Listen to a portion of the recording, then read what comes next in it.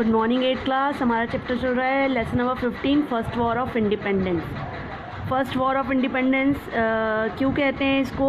Historians का मानना है कि जो ब्रिटिशर्स की पॉलिसी थी उनको हटाने के लिए या उनको यहाँ से अपने देश से भगाने के लिए हमारे जो लोग हैं उन्होंने रिवॉल्ट किया, जो या अपनी आज़ादी के लिए पहली लड़ाई लड़ी, जिसको हम फर्स्ट वॉर ऑफ इंडिपेंडेंस कहते हैं। वैसे कुछ का तो ब्रिटिशर्स का मानना है कि ये सिपाही म्यूटिनी है, बट नहीं, हमारे हिस्टोरियंस का मानना है ये हमारी देश की आज़ादी की पहली लड़ाई है।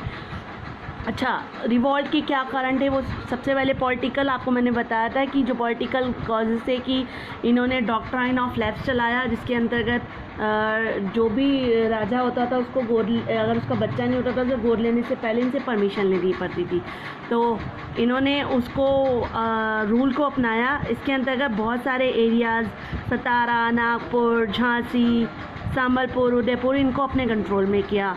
बहुत सारे रूलर्स थे जिनको इन्होंने पेंशन देते थे, उनको देने से मना कर दिया। सोशल और रिलीजियस कारण क्या सेकंड में आता है कि हमारे बहुत सारी बुराइयां थी, हमारे बहुत सारे सती प्रथा, फीमेल इन्फेंटिसाइड, ये सब, विडो रीमैरिज, इन सब के लिए इन्होंने एक्ट बना दिया। हमारे लोगों को लगा कि हमारे धर्म को ख़त्म कर रहे हैं। इकोनॉमिक कारण क्या था? इन्होंने लैंडलॉर्ड्स और ब्रिटिशर्स ने मिलकर लोगों की ज़मीन को अपना कब्जे में कर लिया, ट्राइबल्स के पास भी काम नहीं बचा। Second, industry, textile industries start करी इन लोगों ने। इंडस्ट्रीज़ जो हुआ, रॉ मटेरियल यहाँ से ले जाते थे ब्रिटिशर्स, उसको फिनिश तैयार करके अच्छी चीज़ गुड्स को यहाँ पर महंगे दामों पर बेचते थे। वो देखने में सुंदर होती थी तो लोगों ने उसको ख़रीदना शुरू कर दिया। यहाँ के जो वर्कर्स हैं हमारे इंडिया के, उन लोगों के पास काम बिल्कुल ख़त्म हो गया। फिर आता है आपका मिलिट्री कॉजेज़। मिलिट्री कारण क्या थे? इन्होंने यहाँ के दूर दूर तक सिपाहियों को भेजना शुरू कर दिया। बहुत सारे सिपाही सोल्जर्स ऐसे थे जो हम अपना एरिया छोड़ के नहीं जाना चाहते थे। उसके अलावा इंडियंस को ये इन्फीरियर सोल्जर्स को कम समझते थे और ब्रिटिश सोल्जर्स को ये सुपीरियर समझते थे। हाईएस्ट रैंक जो था वो सूबेदार था, उससे ऊपर ये किसी भी इंडियन को जाने नहीं देते थे। रिलीजियस मार्क्स जो हैं उनको ये लोग पहनने नहीं देते थे, ये इनके मेन कारण था। और सबसे most important, immediate cause. Immediate cause सबसे मोस्ट इम्पॉर्टेंट कारण है जो रिवॉल्ट का मुद्दा बना। इन्होंने एक राइफ़ल इंट्रोड्यूस करी, एनफील्ड, जिसके अंदर जो कार्डिडेज है वो ग्रीस था, यानी कार्डिडेज डालने से पहले उसको मुंह से काटना पड़ता था और देन उस कारतूस को गन्स में डाला जाता था।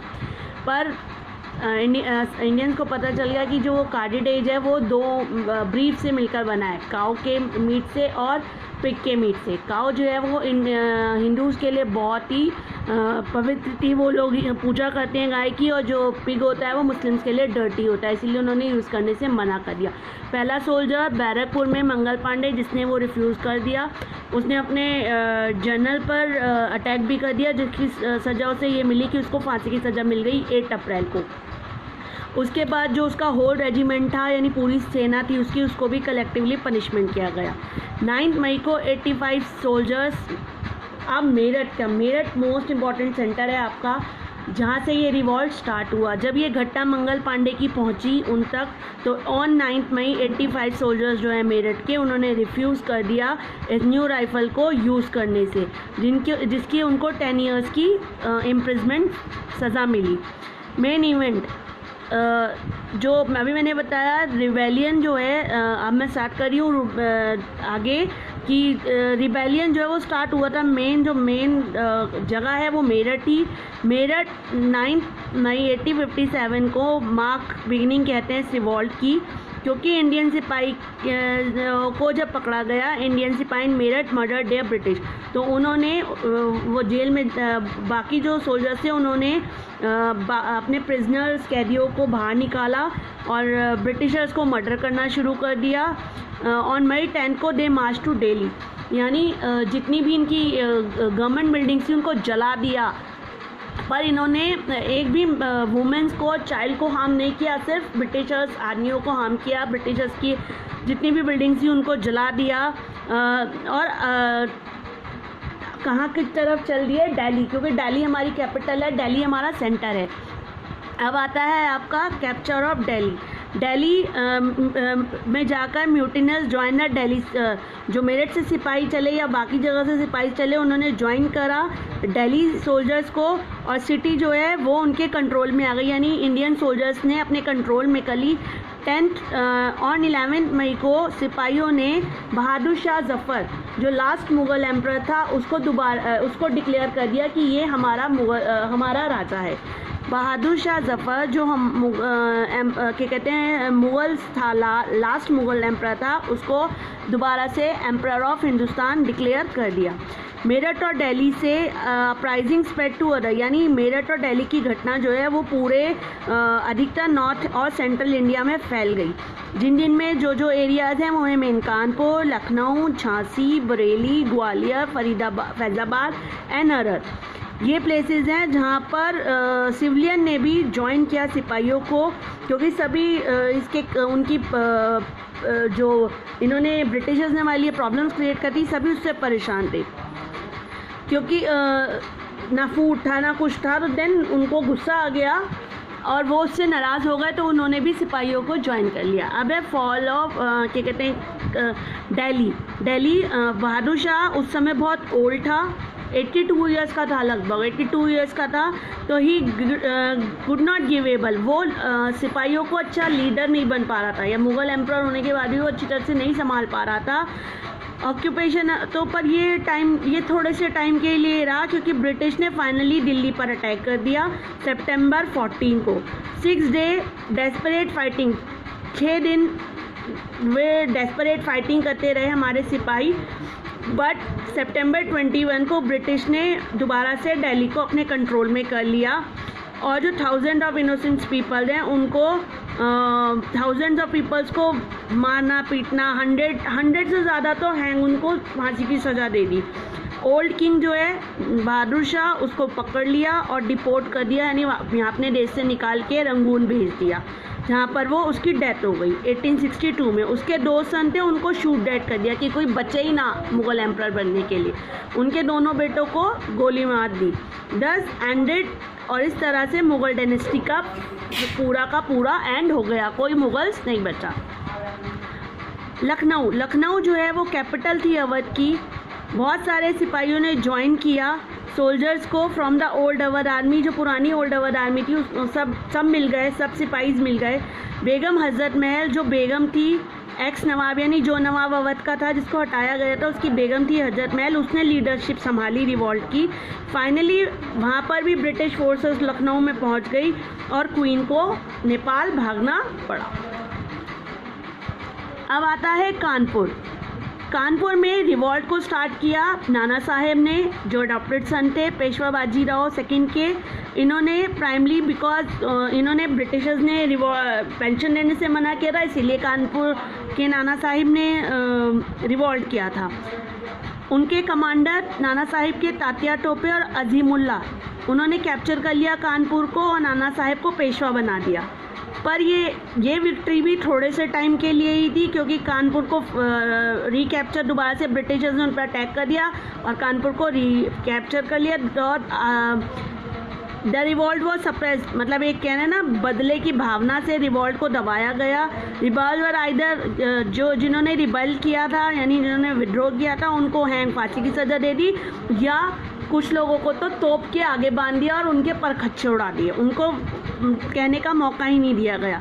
नाना साहिब जो हैं वो वहाँ से ब्रिलियंट कमांडर जो थे, उनके तात्या टोपे कंटिन्यू, नाना साहेब एस्केप नेपाल, भाग गए नेपाल, और तात्या टोपे जो उनके कमांडर थे वो कंटिन्यू स्ट्रगल करते रहे और आखिर में फाइनली डिफीट हार गए, अरेस्टेड, उनको अरेस्ट कर लिया गया और हैंग फांसी की सज़ा दी गई। ठीक है, अब आपका आता है झांसी तो डॉक्ट्राइन ऑफ लेफ्ट के अंतर्गत कब्जे में की गई थी। झांसी में 22 इयर्स की रानी थी, रानी लक्ष्मीबाई। इन्होंने ब्रिटिश को रिफ्यूज़ कर दिया था कि ब्रिटिश ने रिफ्यूज़ कर दिया था कि आप अपने अडॉप्टेड सन को नहीं अडॉप्ट कर सकते, आप राजा नहीं घोषित कर सकते। इसीलिए झांसी में भी रानी लक्ष्मीबाई ने इनके खिलाफ रिबेल कर लिया।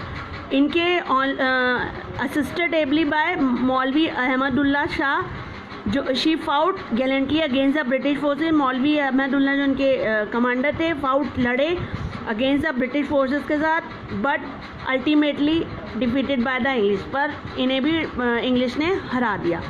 रानी लक्ष्मीबाई एस्केप, रानी लक्ष्मीबाई को आखिर में वहाँ से भागना पड़ा और वहाँ जाके इन्होंने तात्या टोपे, आपको मालूम अभी पढ़ा है मैंने, कानपुर के नाना साहब के कमांडर, उनको इन्होंने ज्वाइन किया और इन्होंने मिलकर दे मार्च टू ग्वालियर, इन्होंने ग्वालियर को कैप्चर कर लिया। सिंधिया जो एक लॉयल थे, बड़े ब्रिटिश के चमचे कह सकते हो, वॉज ड्राइवन आउट, वो यहाँ से भाग गए जब रानी लक्ष्मीबाई ने उनके किले पर अटैक किया।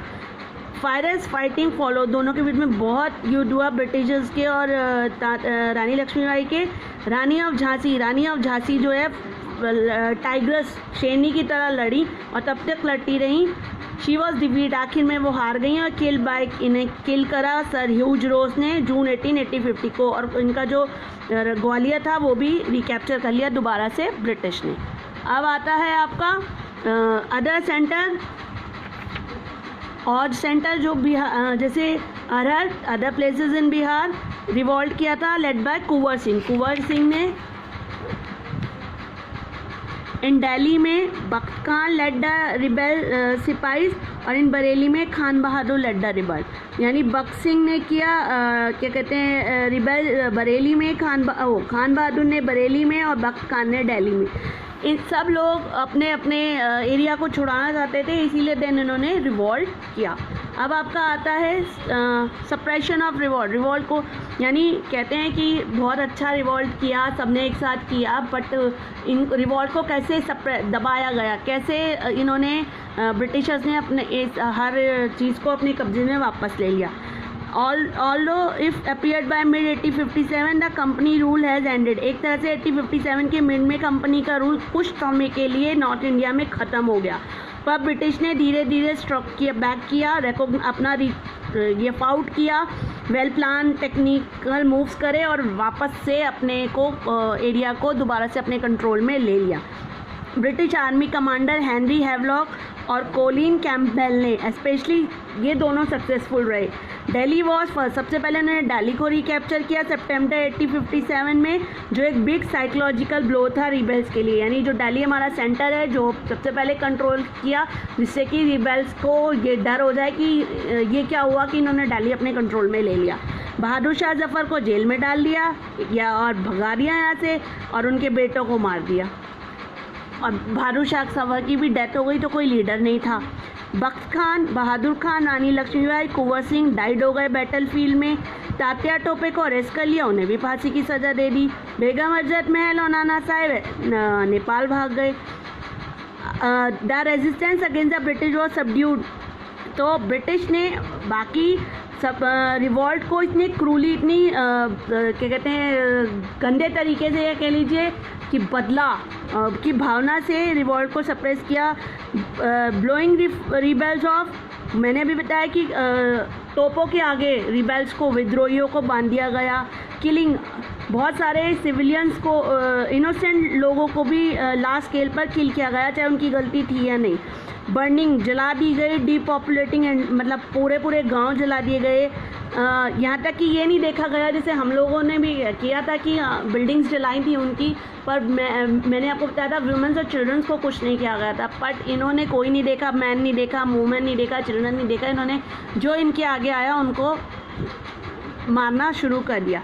Revolt of 1815 lasted, revolt of 1815 more than a year, 1857 more year तक रहा, बट इट वॉज सप्रेस, उसको दबाया गया। मिडल ऑफ 1858 में, जुलाई 858 में, 14 मंथ के बाद after the outbreak of Meerut, peace was finally proclaimed by Canning, यानी कैनिंग ने फाइनली मेरठ में पीस करा दिया। ये के लिए ये सारा एरिया अपने कंट्रोल में कर लिया और वापस से ब्रिटिश का शासन स्टार्ट हो गया।